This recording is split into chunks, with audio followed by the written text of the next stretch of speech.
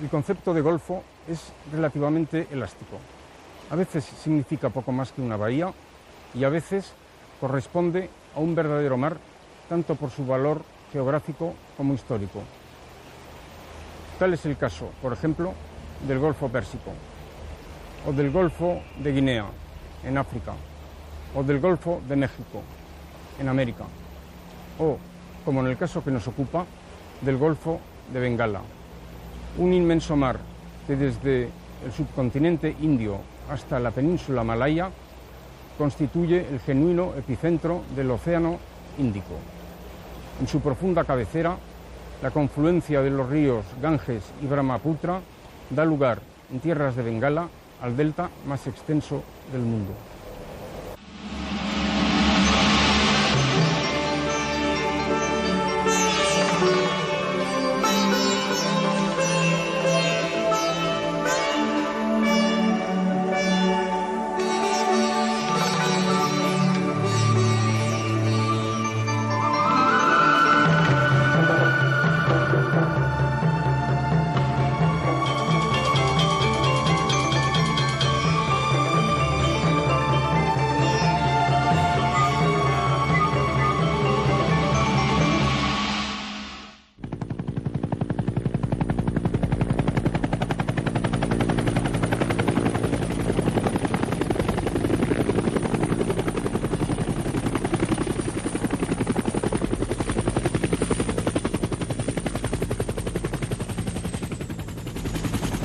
Ni el fuego de una llama si cuentas hasta 2 es ya el mismo fuego, ni el agua de un río pasa 2 veces por el mismo sitio, decían los antiguos.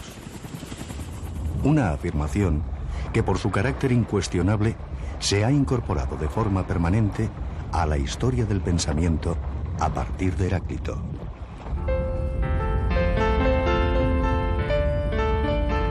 Pero si de la validez general del principio queremos pasar al caso concreto, difícilmente encontraríamos un lugar que mejor lo ilustrara que las tierras del Golfo de Bengala.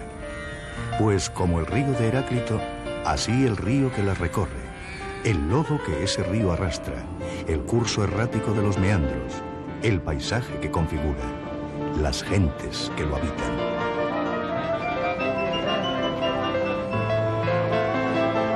Aglomeraciones urbanas, ciudades crecidas merced al río, gentes hechas al tráfico callejero.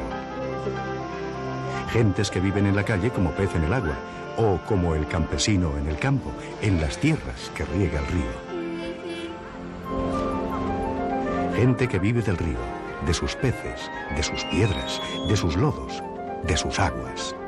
Un fluir de gente, además de un fluir de agua.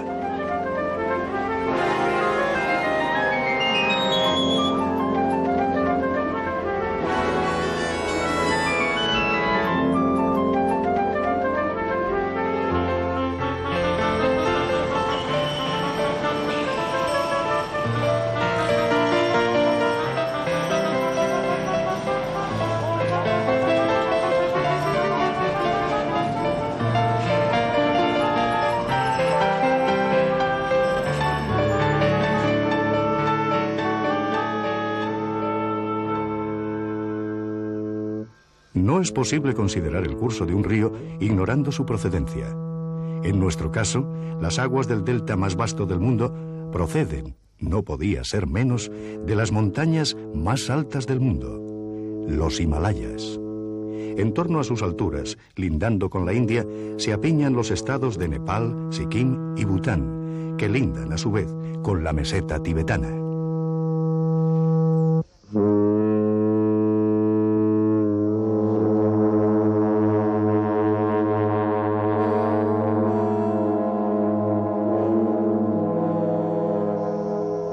Pero es en la vertiente sur, en las gargantas abiertas en sus laderas, donde empiezan a descolgarse los primeros afluentes que, aguas abajo, han de engrosar el caudal del gran río.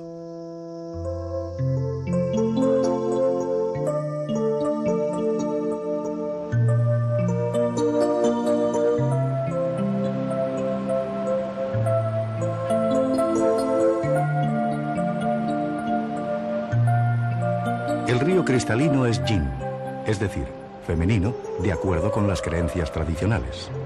El de aguas terrosas es yang, masculino. La fertilidad del agua es el resultado de la unión de ambos principios. Esas aguas son tributarias del Brahmaputra, pero en el fondo de valles, situados a escasa distancia, discurren aguas tributarias del Ganges. Los cursos de uno y otro río discurrirán luego casi contrapuestos para volver a entrecruzarse repetidamente en el delta, simétricos el intrincado dibujo de su desembocadura y el de sus orígenes.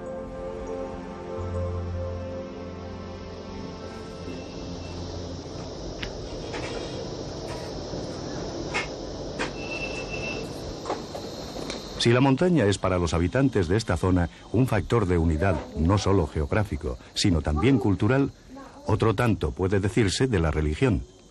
El budismo, además de una religión, es un modo de vida que aúna lo que conflictos históricos y fronteras político-administrativas han separado. En el origen de toda agrupación humana, dando vertebración histórica a las aldeas adyacentes, encontraremos siempre un monasterio budista, unos monjes, unos fieles.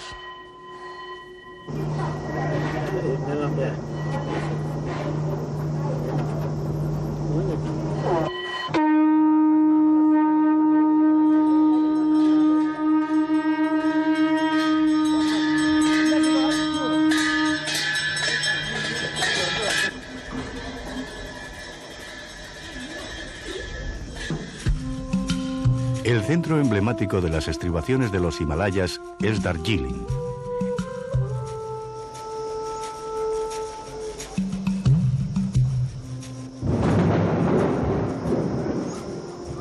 El lugar del relámpago. Eso es lo que significa Darjeeling en tibetano. Un significado que se comprende a la primera impresión. Era una simple aldea cuando los ingleses decidieron convertirla en ciudad sanatorio a mediados del siglo XIX.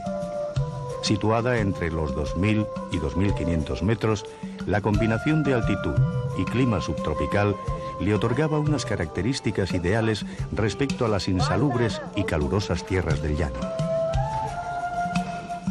Situada en la encrucijada de los estados himalayos y a las puertas de China, Darjeeling tenía para los británicos un interés estratégico añadido. Un interés que se mantiene actualmente para la India, que sigue considerándola zona de acceso restringido. Aquí la población, por supuesto, se considera india, pero tiene más rasgos en común con la de Nepal o Bután que con los restantes pueblos de la India.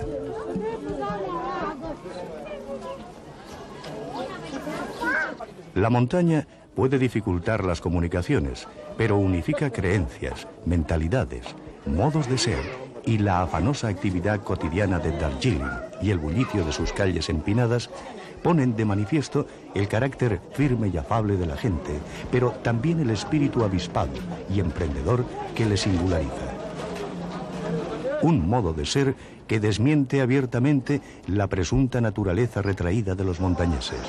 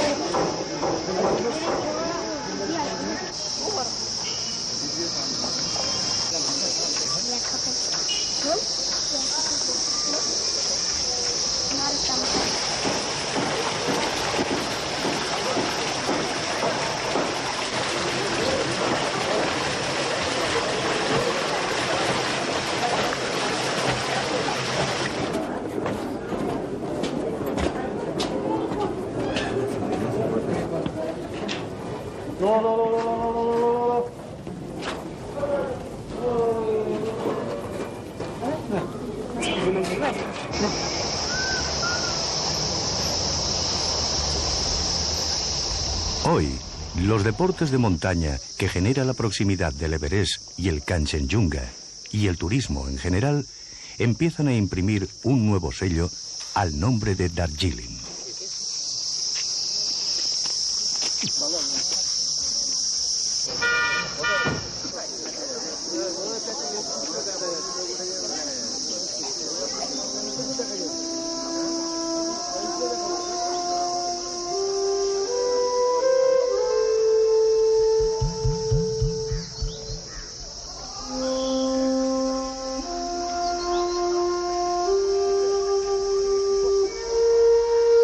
Porque la razón hasta ahora de que el nombre de Darjeeling sea conocido en el mundo entero es otra: su producción de té.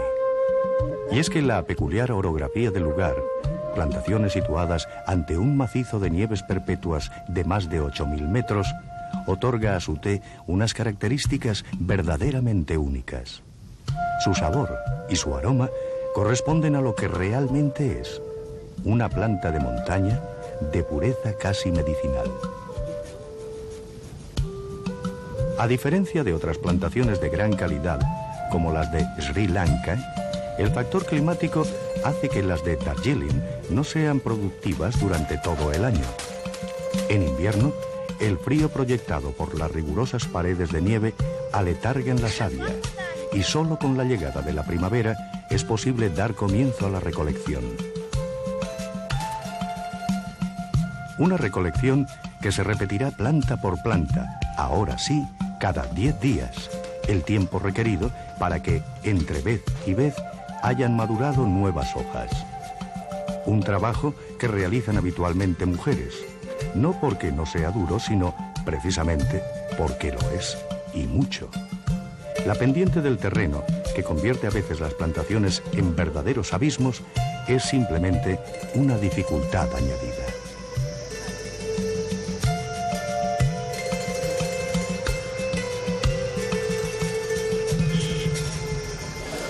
Asociado a la producción de té, aunque en menor medida que al antiguo papel de ciudad balneario que Darjeeling tenía para los británicos, existe un tren de vía estrecha que facilitó y sigue facilitando el acceso a esta ciudad desde el llano. Los vagones, antaño destinados a funcionarios y oficiales ingleses, así como a sus familias, los utilizan hoy una buena parte de los visitantes llegados del resto de la India y en mayor medida los naturales de la región.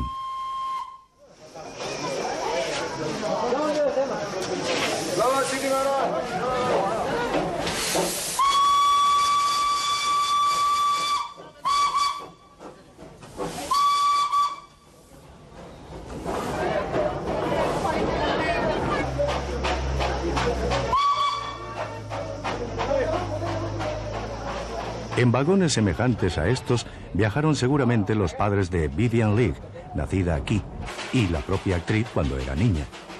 Hoy, la mayor parte de los viajeros no solo lo ignora, sino que ni siquiera sabe quiénes eran ni la actriz ni su personaje, Scarlett O'Hara. Como tendremos ocasión de ver, la India es probablemente el país del mundo que ha sabido mantenerse más al margen de las referencias culturales más populares en Occidente. Si el trazado de la línea supuso en su día una ejemplar obra de ingeniería, su mero funcionamiento supone en la actualidad un cuidado en el mantenimiento y una pericia en la conducción no menos ejemplares. La inclinación del terreno, que obliga a un sostenido discurrir pendiente arriba o pendiente abajo, según se vaya o se venga, exige, por ejemplo, que la locomotora sea instalada del revés, a fin de contrarrestar la natural aceleración de todo descenso. La vía férrea discurre por las calles de los núcleos urbanos que atraviesa como si de un tranvía se tratase, y junto al trazado de la carretera cuando no hay otro remedio. Más allá, velados a veces por la niebla, precipicios de vértigo.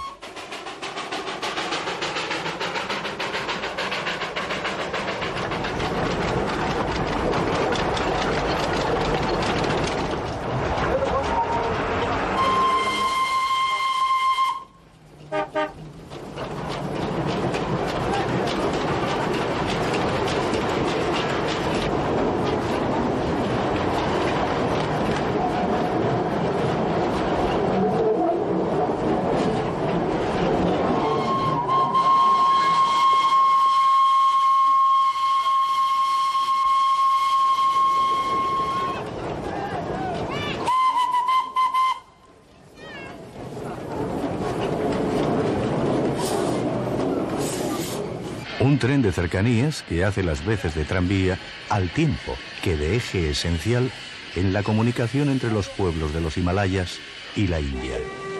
Hasta el aspecto de la gente cambia de uno al otro extremo del trayecto.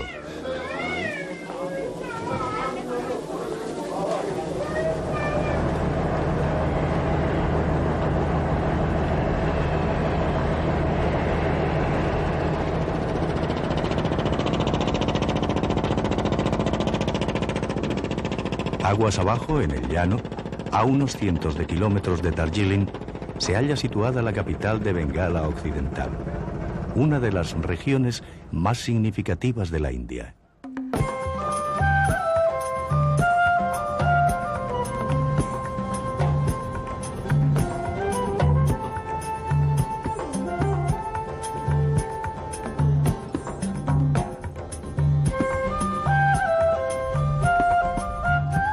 No se trata, no obstante, de la capital histórica de Bengala, sino de una ciudad desarrollada en torno a un puerto fluvial bien emplazado. Un puerto construido hace tan solo 300 años. Ciudad situada en un punto intermedio entre las nieves de la montaña y las marismas del delta, hoy su nombre, Calcuta, es más rico en resonancias que el del propio estado al que pertenece.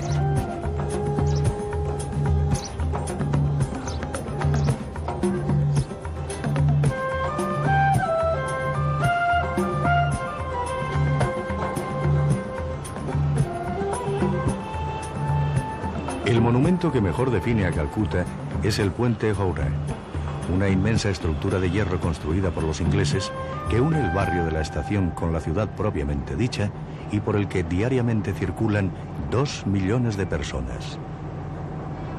Un fluir de coches y de gente, de autobuses y de gente, de camiones y de gente, de triciclos y de gente y más gente.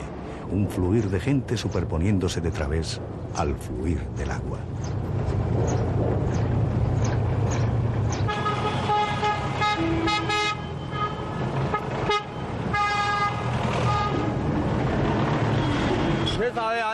No es apropiado, desde un punto de vista urbanístico, llamar a Calcuta ciudad, en el mismo sentido con el que nos referimos a cualquier otra gran ciudad del mundo. No hay aquí un centro conectado con la periferia por grandes avenidas, ejes viarios, autovías urbanas, redes de metro y autobuses. El tradicional concepto de plano urbanístico debe ser sustituido aquí por el de mosaico, un mosaico de encrucijadas.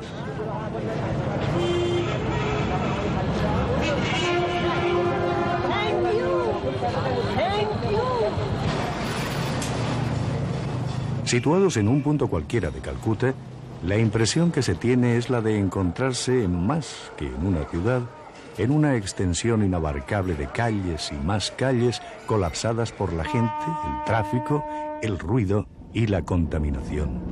De una proliferación de suburbios y más suburbios desprovistos de un centro urbano que los estructure. O, si se prefiere, de una ciudad como las de hace 2000 años, en las que se puede nacer, vivir y morir en la calle. ¿Cuál es su población? ¿12? ¿14? ¿20 millones? ¿Cómo saberlo? Es mucha la gente de otros lugares arrastrada hasta aquí por los acontecimientos políticos o las necesidades económicas que viene a sumarse a la que es fruto de la mera explosión demográfica. De cualquier modo, el rasgo más característico de Calcuta es su propia masa humana, constante, ubicua, ese permanente contacto de cuerpos y vehículos en movimiento que, como los latidos de un corazón, son testimonio de la vida de la ciudad. Un desfile de figuras y más figuras que se suceden, conscientes todas ellas, se diría, de su personal irrelevancia, a la vez que de su personal dignidad.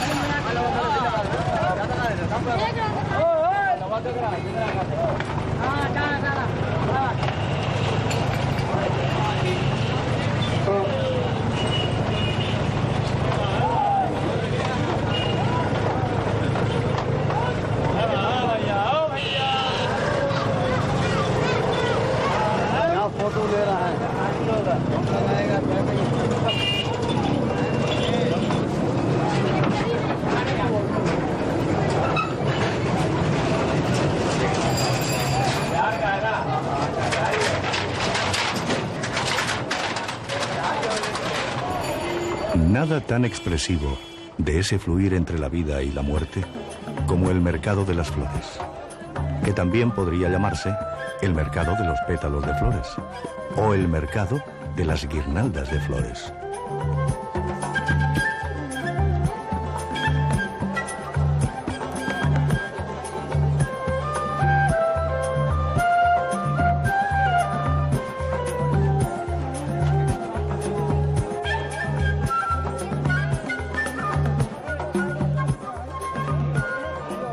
Su destino, antes que el obsequio o el adorno personal, es la ofrenda a los dioses, y más en especial a la diosa Kali, a quien está dedicado el templo más popular de Calcuta.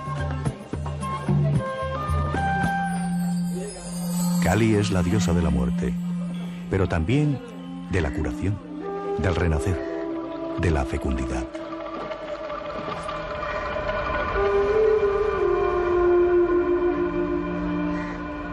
Un tránsito por la vida y por la muerte que en ningún lugar puede ser tan bien comprendido como en Calcuta, donde ese tránsito se hace colectivo, en masa, a semejanza de la riada humana que recorre el puente Howrah, que abarrota los transportes públicos, que inunda los embarcaderos a la llegada del transbordador.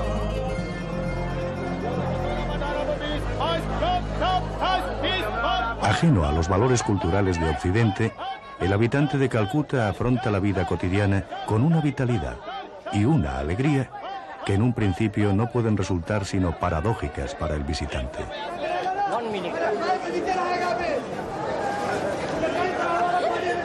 Pero por mínima que sea la sensibilidad de ese visitante, lo más probable es que termine contagiado de esa vitalidad, de esa alegría.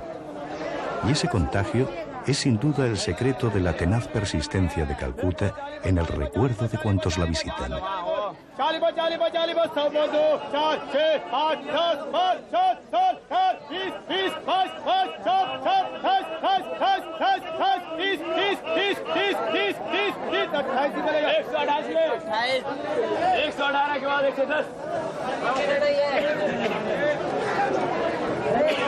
मामा जाना भोसड़ी का बच्चा जाना कुत्ता का बच्चा होगा माफ जाएगा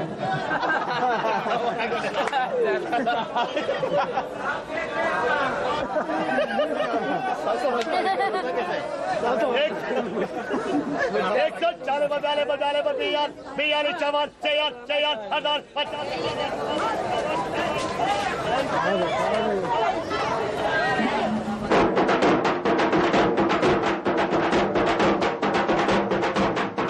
Del mismo modo que no tiene sentido hablar de Calcuta en términos de ciudad convencional, tampoco tiene sentido aplicarle nuestros conceptos de riqueza y de pobreza.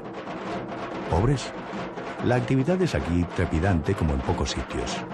Bien o mal, la gente se alimenta. Y lo que es más importante, tiene un objetivo que guía sus pasos durante todo el día. Un espectáculo que nada tiene en común con la decrepitud social y urbana que ofrecen en Occidente las áreas deprimidas de nuestras ciudades.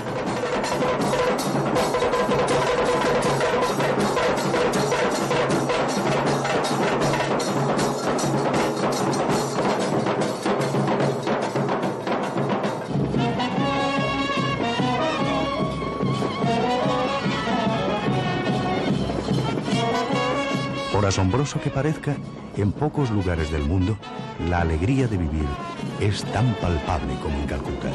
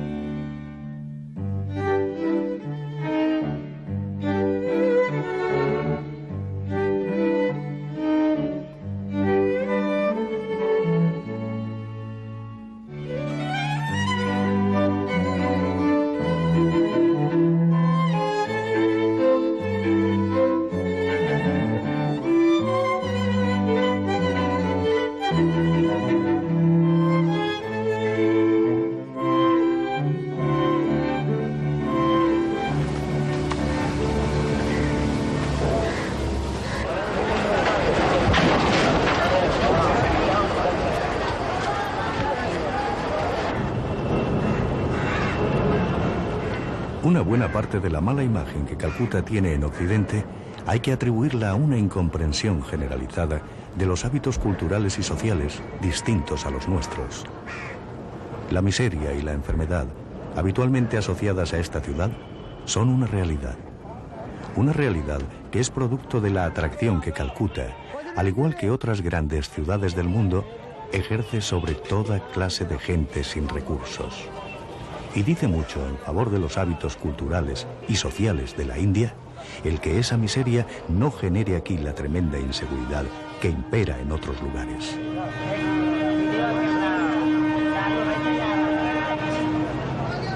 Por lo demás, Calcuta cuenta con un parque central de extensión similar a la de Hyde Park, con jardines, campos de deporte y diversos museos.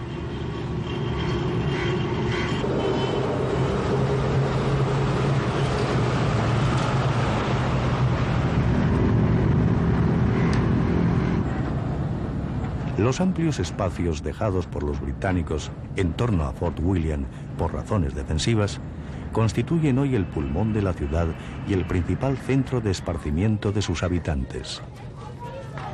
Un marco ambiental del pasado que ofrece un contrapunto de sosiego a los agobios urbanos del presente.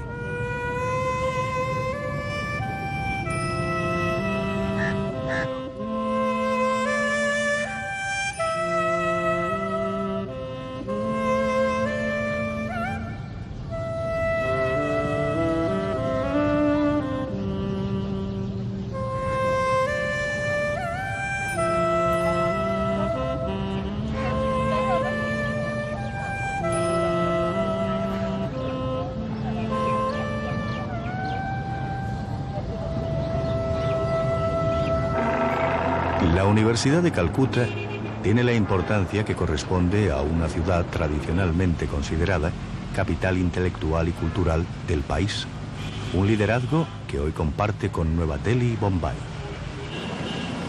La abundancia de librerías en los aledaños de la universidad y la abundancia de libros que ofrecen esas librerías es una buena muestra de hasta qué punto esa inquietud intelectual y cultural se halla arraigada en la población, hasta qué punto se trata de una cultura viva.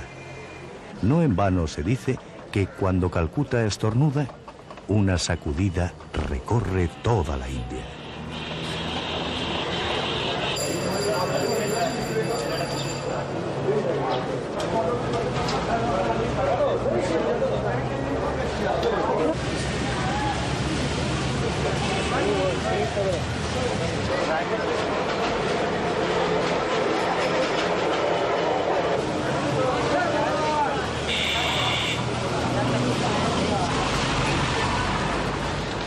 Se trata, no lo olvidemos, de la ciudad de Rabindranath Tagore y de tantos otros grandes poetas, escritores y pensadores.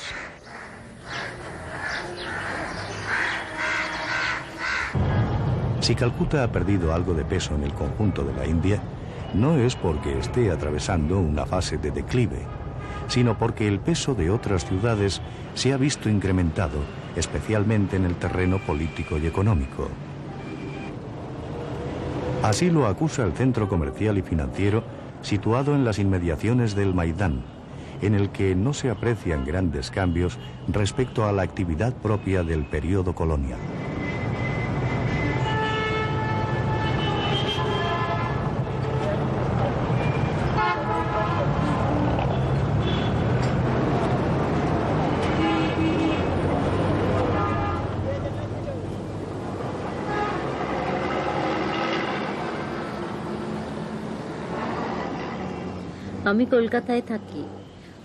Yo vivo en Calcuta. Calcuta es una ciudad sucia, caótica, superpoblada, llena de ruido y atascos. Pero es mi ciudad y yo la amo. Aquí es donde nací, donde estudié y donde he crecido. Mi barrio es más tranquilo que el centro. Se puede decir que conozco cada tienda y cada rincón. Y por supuesto a casi toda la gente.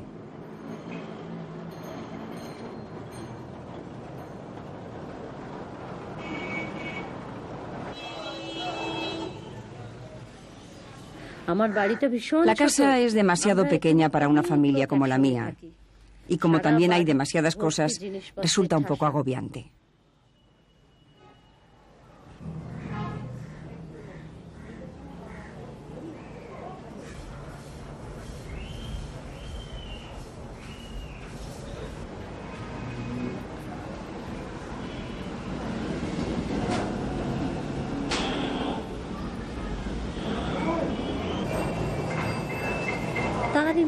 Pero aunque sea pequeña, lo que no puede faltar es un lugar adecuado para la puja.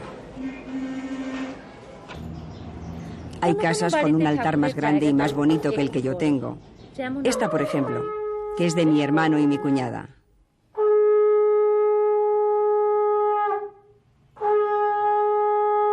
Nuestra costumbre es rezar una oración o puja 2 veces al día, una por la mañana y otra por la tarde. Arreglamos a nuestros dioses y diosas, les ofrecemos dulces, agua y fuego, y hacemos sonar la caracola para pedir su bendición.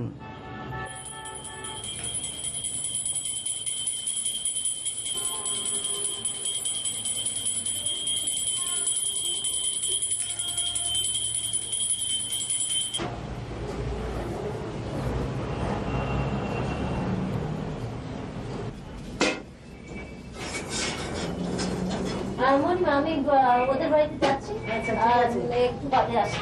ঠিক আছে।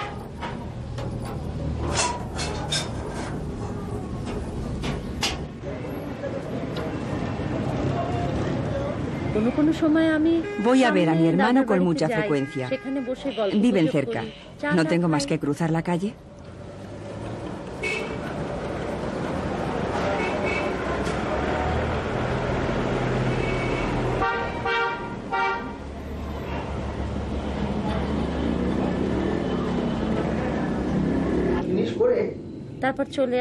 Nos sentamos a picar algo y hablamos y hablamos.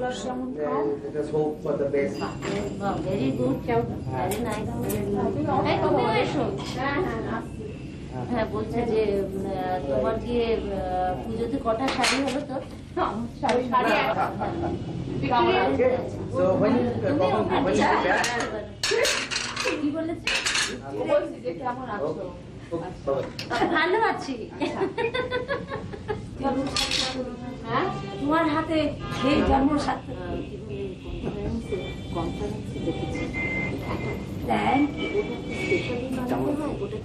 না জরুরি তুমি যে কথাটা বললে, তুমি জানো স্পেনে মাদ্রিদে কে থাকে?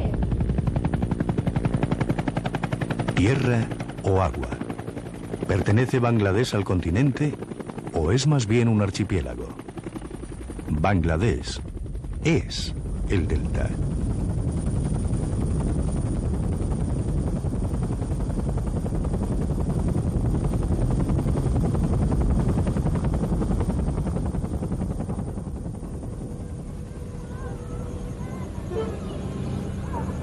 Con una población superior a los 120 millones de habitantes y una extensión inferior a la de media Italia o media Inglaterra, Bangladesh es el país más pobre de Asia.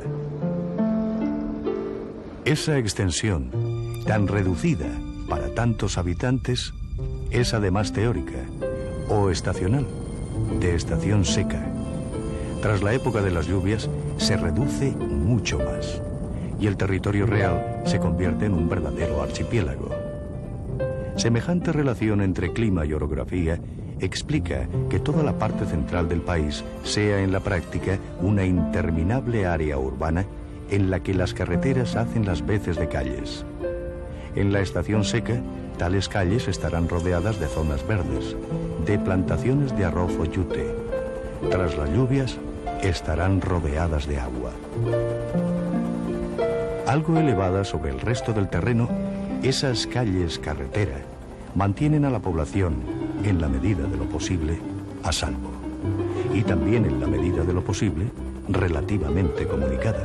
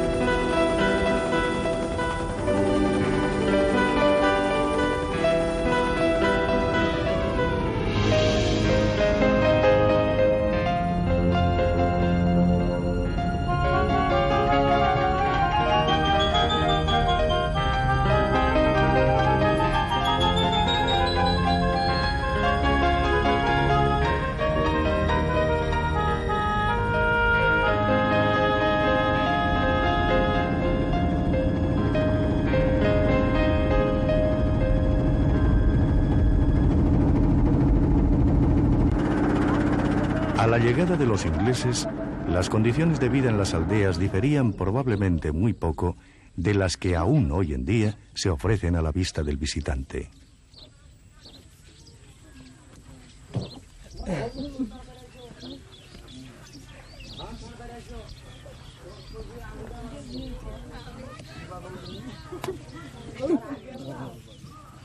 Unas condiciones de vida primitivas, de puro precarias, debido a la escasez de materias primas del país, especialmente de las más elementales, empezando por la piedra y la madera.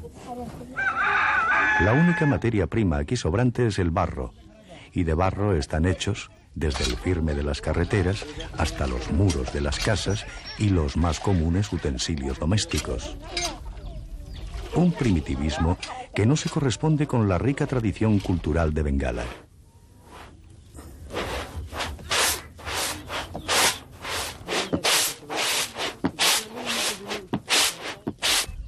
En definitiva, la actual Bangladesh se ha visto sometida al mismo fluir de acontecimientos históricos que el resto de Bengala. Conquistada por turcomanos y colonizada por afganos en nombre del sultán de Delhi, Bengala estuvo finalmente sometida al imperio mongol hasta la llegada de los ingleses.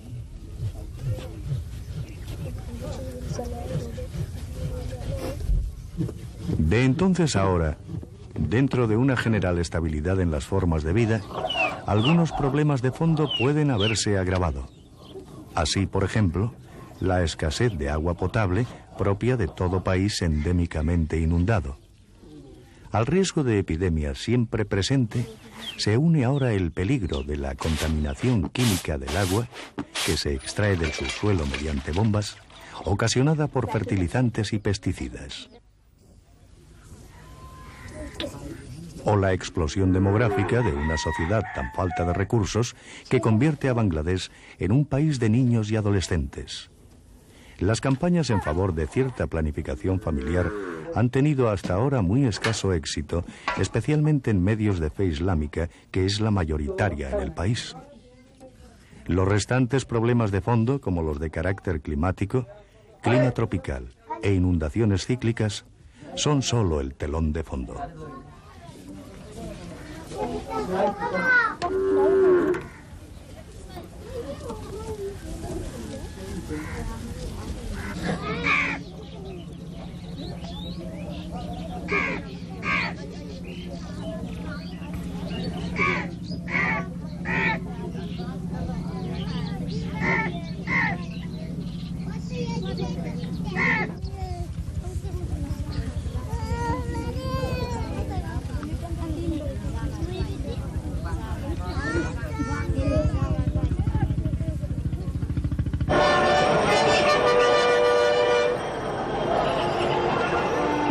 La presencia inglesa en Dhaka, la actual capital de Bangladesh, es posterior a su asentamiento en Calcuta, una plaza que, por estar más alejada del delta, reunía sin duda mejores condiciones para desempeñar el papel protagónico que el futuro le reservaba.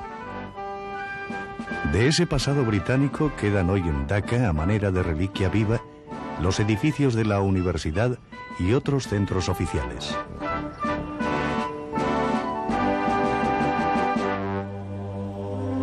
Del periodo mongol, cuando Dhaka era la capital de una provincia del imperio, el legado más tangible es un fuerte situado junto al río y la mezquita adyacente.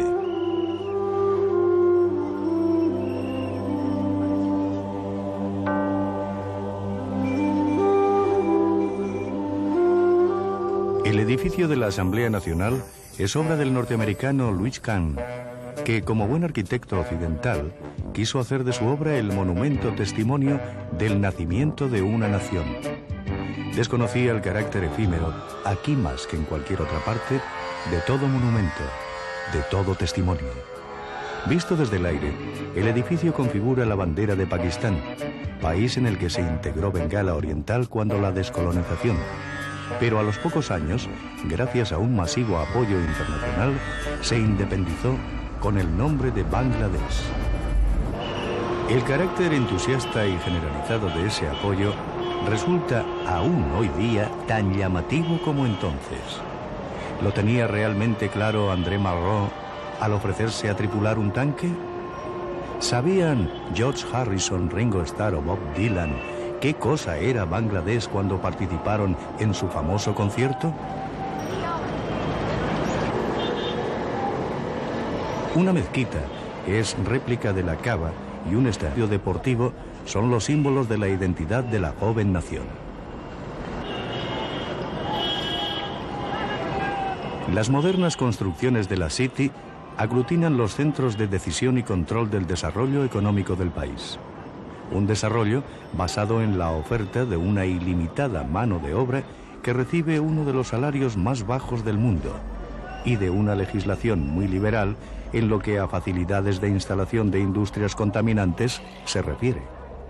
Hoy por hoy, el país no dispone de vías de desarrollo alternativas.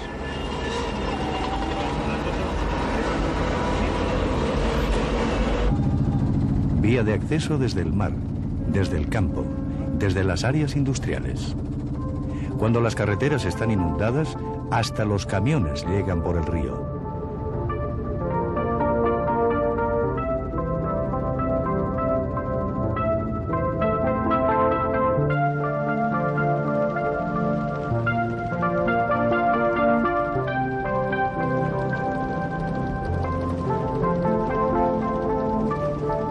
Las materias primas suelen ser bastante elementales.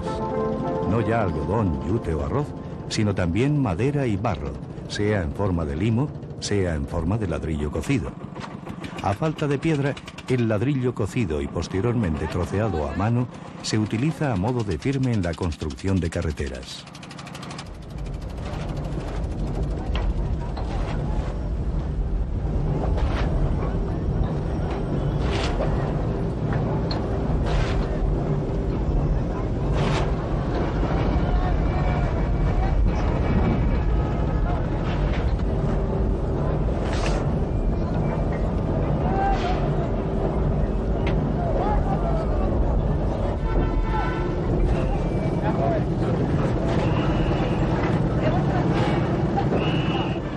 Dada la peculiar orografía de Bangladesh, no es de extrañar que el río no tenga un carácter central respecto a la ciudad. Antes que eje, es vía de acceso.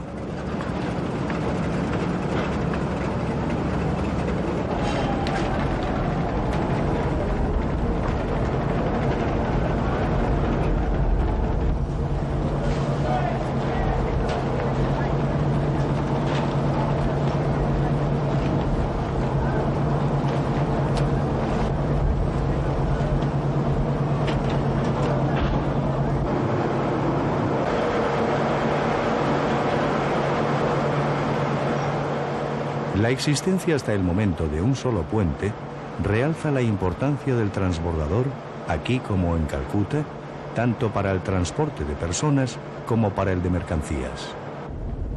Y para el que no puede esperar, un reguero de pequeñas embarcaciones propulsadas a remo le permitirá cruzar el río como y cuando desee por un precio más que asequible.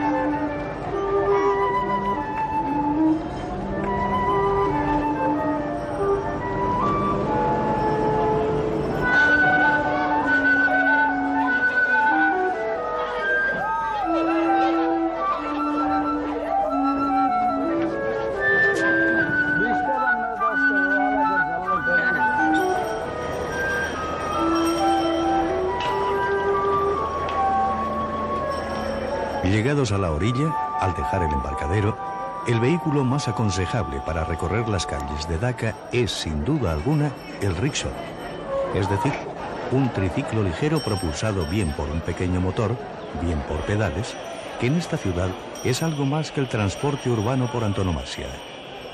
Es un verdadero espectáculo y, en cierta manera, una exhibición de arte popular ambulante.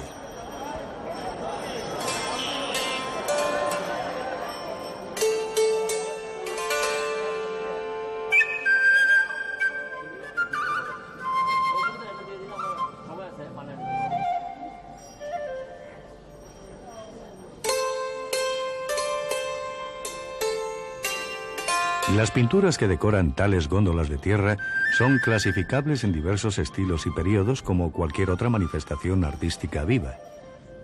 Los temas, paisaje, bodegón, retrato, hora de familiares, hora de gente famosa, dependerán del gusto del propietario, que en ocasiones es el propio conductor. El fenómeno guarda un evidente parentesco con el que ofrece la decoración de camiones en Pakistán, país hermano por encima de todo enfrentamiento.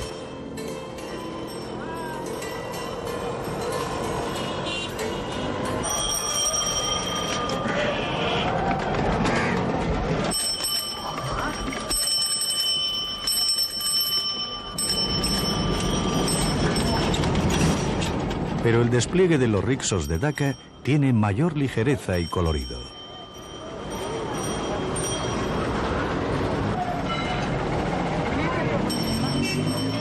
El tráfico adquiere con facilidad la forma de enjambres que se cruzan más y más densos según nos acerquemos a una hora punta. Los radios de las ruedas se entretejen hasta formar una especie de cristalización que tiende a solidificarse, todo como ensamblándose en la preparación del gran atasco con el que culmina el día, como si de una celebración ritual se tratase.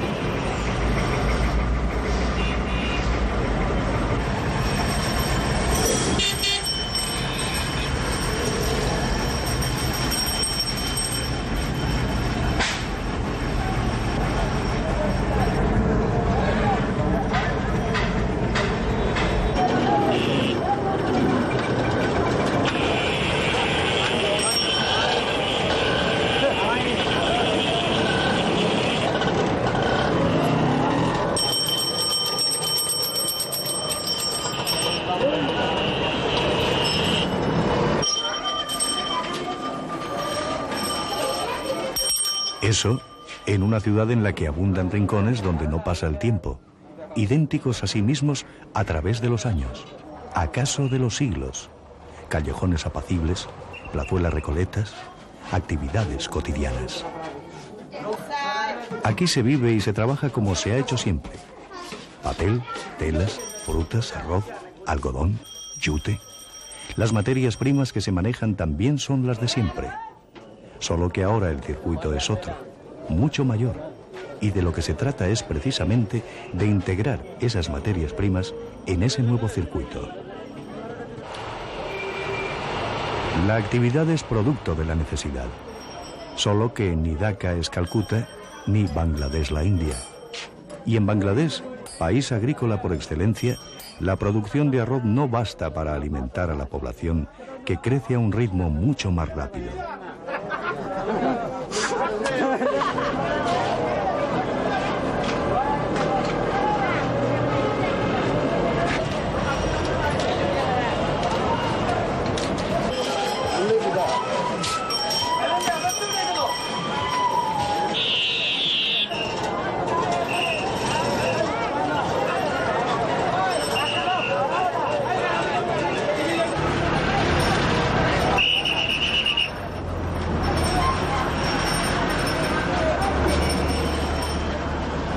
¿Cómo se crea el gran atasco de cada día? Su formación está sin duda regida por la fatalidad. Todo el mundo hace lo que no debe hacer, es decir, lo que debe hacer para contribuir con su modesta aportación a ese gran atasco.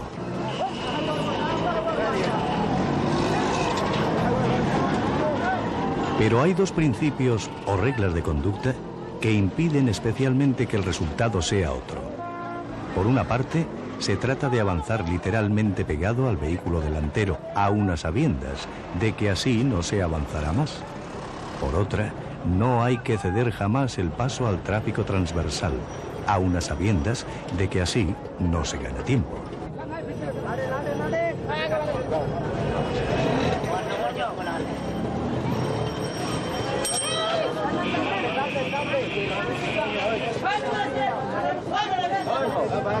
El resultado no puede ser otro. Ni camiones, ni coches, ni rixos, ni carretones, ni transeúntes. Hasta que suene un silbato y el tráfico se restablezca como el correr del agua embalsada cuando se abre una compuerta.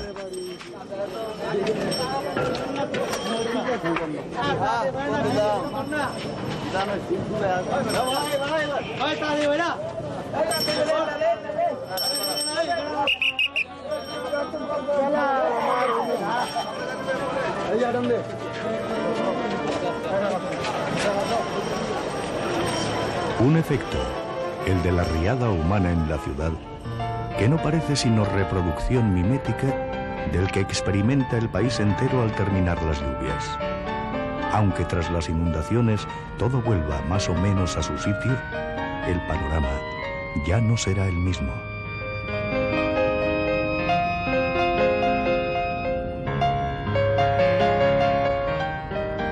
Si el agua de un río no pasa dos veces por el mismo sitio, no menos cambiante es el paisaje del delta y la propia vida de los hombres que lo habitan.